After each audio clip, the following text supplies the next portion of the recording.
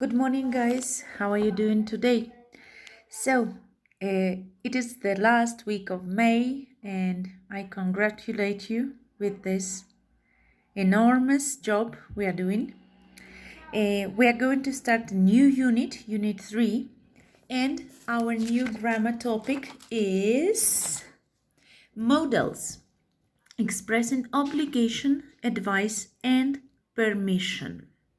The objectives of this class are: use modals to express obligation, advice, and permission.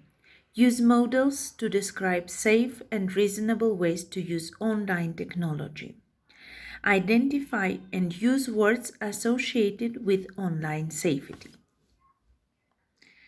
Okay, we're going to talk about technology as you understood. What can you use a cell phone for? To make calls, to send text, to take photos. Yes? Can you use a cell phone during the class? No. Why? Because it is not allowed. Yes?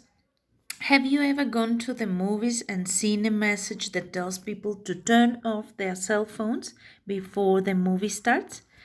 Why do you think people have to turn off their cell phones in a movie theater?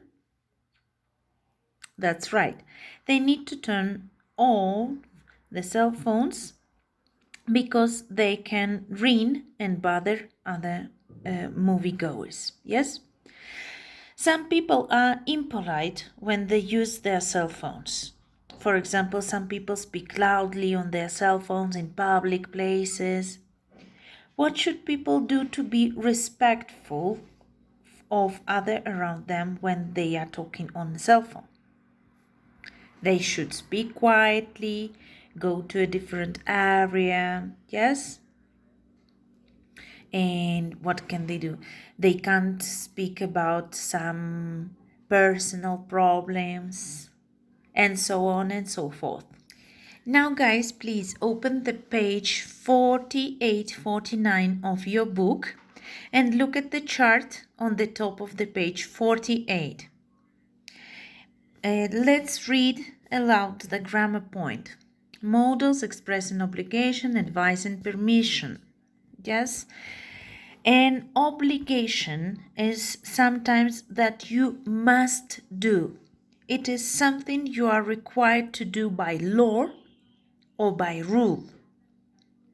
Advice is a suggestion you make to someone about what they should do.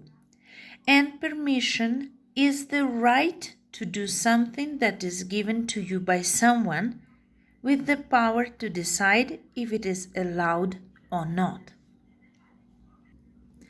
Let's read the first two sentences from our yellow chart. The first one: you should be careful about your safety online.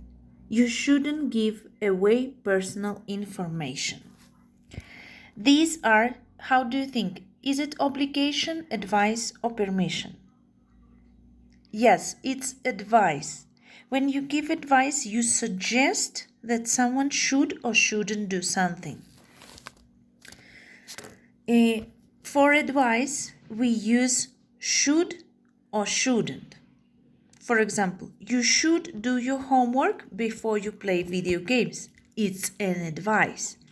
Or for example, you shouldn't eat a snack right before dinner.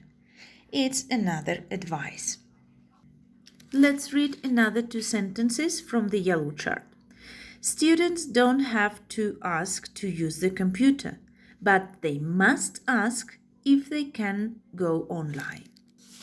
Okay, how do you think? Is it obligation, advice, or permission? It's an obligation, yes?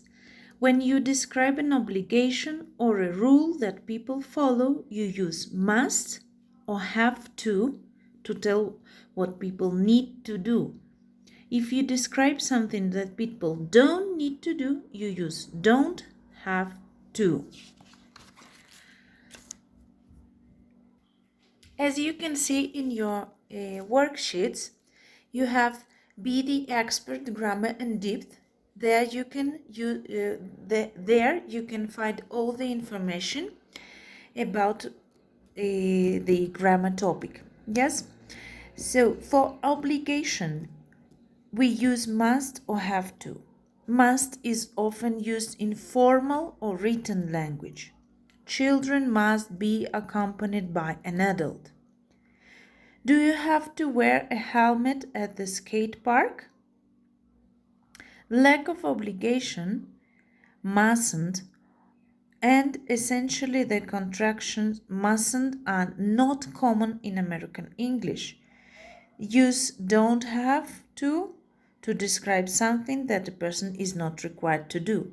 But note that a person may choose to do the thing. The thing is not prohibited. For example, students don't have to wear uniforms on Friday, but students may choose to wear uniforms on Friday.